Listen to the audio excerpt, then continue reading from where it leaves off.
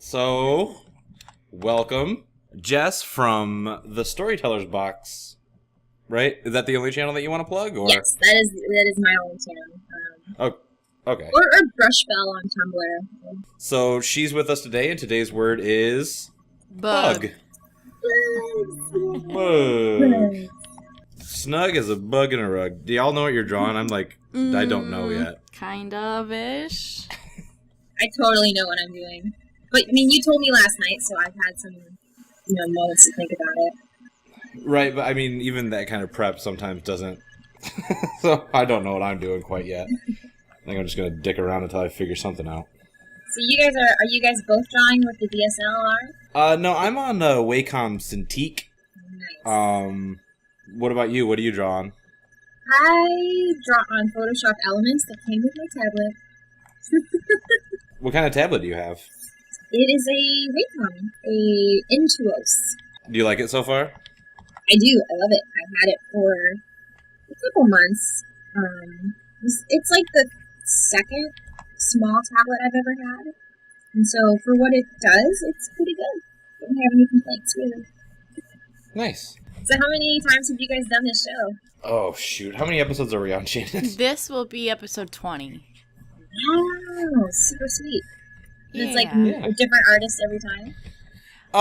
We have some people that return, and everybody's always welcome to return, because sometimes it's hard to find somebody every week. Mm-hmm. But we try to just find people that we like or that are interesting and have them on. That's cool. And I found you through not only Frederator, which we are both members of, but I had seen some of your Game Grumps animated stuff, which I like a lot. We are big fans of the Game Grumps as well.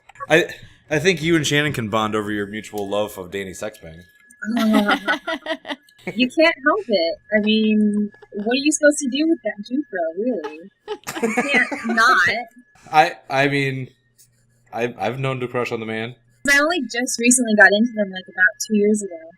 Actually, no, maybe it was longer than that. I don't know. Is it just me, or, like, when you grow up, time just becomes stupid, and like, 1 minute it's Christmas, and the next minute it's New Year's. Yeah, essentially. Like, the next year. Well, those are bad holidays to compare because they are a week apart. Yeah, that's true. I should have gone for, like, a summer holiday. One month it's Halloween, the next month it's Thanksgiving. Yeah, I know what you mean, though. Time does just fly. It's like, we've been living in the same house for how many years, Shannon? So let's see here now. 5? And it barely seems like 1 to me, and it's weird. So how long have you been doing, like, the YouTube fan animated stuff? Oh, I think since July, maybe? Oh, okay. So relatively recently. Yeah, pretty recently. That's awesome. And what got you started on them? This animator called, I'm going to say this wrong, but Isope? She did, like, the 3 of the most famous Game Grumps animated ones, and it was like the Game Grumps appropriate story. She did another one where it was John, back when JonTron was on the show, John and Aaron, and the way she would draw the expressions just made me want to animate. And so I was like unhappy with my film producer job at the time, and I just got into animations, and then Frederator called, and they didn't call. They said, "Hey, do you want to be part of our network?" I said, "Heck yeah!" Don't be afraid to let time lag, too, because we record for an hour and we have to cut it down to 2 15-minute episodes, so Shannon likes when there's things that she can cut out. Gotcha. Yeah, doing the live stream, I think when I do it next week, I'll be a lot better at it, but I was super afraid to let, like, any silence happen. Right, yeah. There was a lag in the stream, so I would ask a question and, like, nobody would answer. I'm like, oh no, they don't like me anymore. And then I'd ask another question, and so there's like 2 questions behind the chat at all times. Right. I was there for, like, the first 15 when, like, the chat wasn't working, and I was, like, trying to figure out how to set it up, and nobody could figure it out, like, what was wrong. Oh, it was super stupid. I finally figured it out by going and watching my own stream on my other YouTube channel that's just, like, for saving bad music playlists. Yeah? And that's how I figured out about the chat that you guys were on. Oh, okay. That's funny. So, like, have you always been into art and animation? Because you said you went to film school, right? Oh yeah, always in it. Somebody asked me in the chat how I got into doing it, and I can't honestly remember. I've always been drawing for as long as I could remember. Well, it shows you got a lot of talent. I like it. Thank you. How did you guys get into doing art and stuff? Shannon, you go first. You always make me go first on this question. I know. I know I do. Well, then why don't you go first? Oh, okay. Well, I don't know. I like drawing for a long time. I kind of fell out of it for a while. And then, I think watching other people on YouTube do stuff, I was like, I should give that a shot. I mean, might as well. And it gives me an excuse to keep drawing, you know? Yeah. I would really like to learn how to animate, but I don't know. I'm like so far behind for my age. Like I feel like I'm never gonna catch up, you know. Hey, Chuck Sherm, the guy who was the storyboard artist for SpongeBob, it took him 5 years to get his first job in animation, and right. He was like an old man at that point, basically in his 40s. So. Old man in his 40s. We're creeping there. We're getting there. And I was going to say, are 40s old? Is 40s the new old? No, not at all. Okay. 40 is probably the new 30. Okay. And 30 is the new 20. Okay, good. And 20 is the new shut up. So you say 20 is the new shut up? Yeah, because you know how people are always like telling teenagers to just shut up. You're just a teenager. Okay. I feel like a lot of people feel that way about 20-year-olds now, mostly because of Starbucks.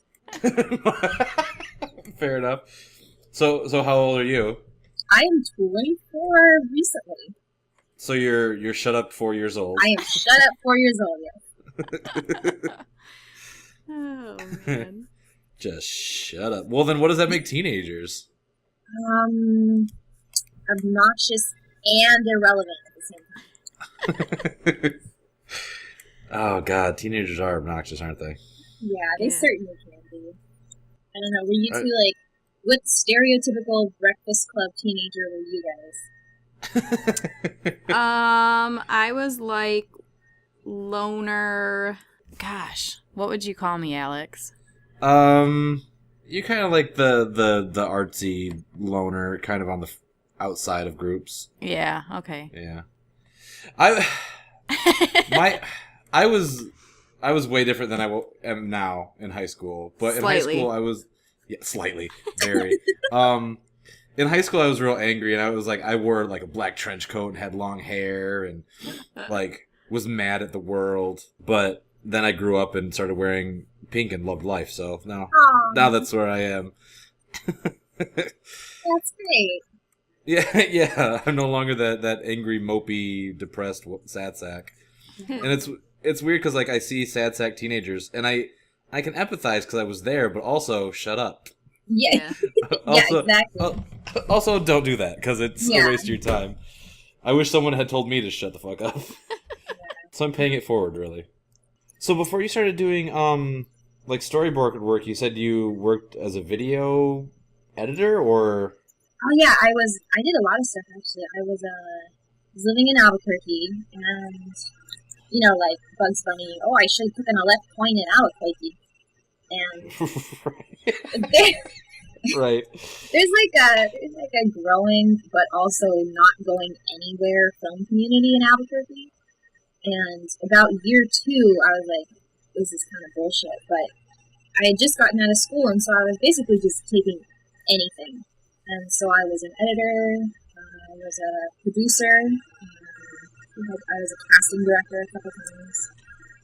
Was it like mostly local stuff, or was there anything? Oh, it was totally like local, low budget, no budget student stuff.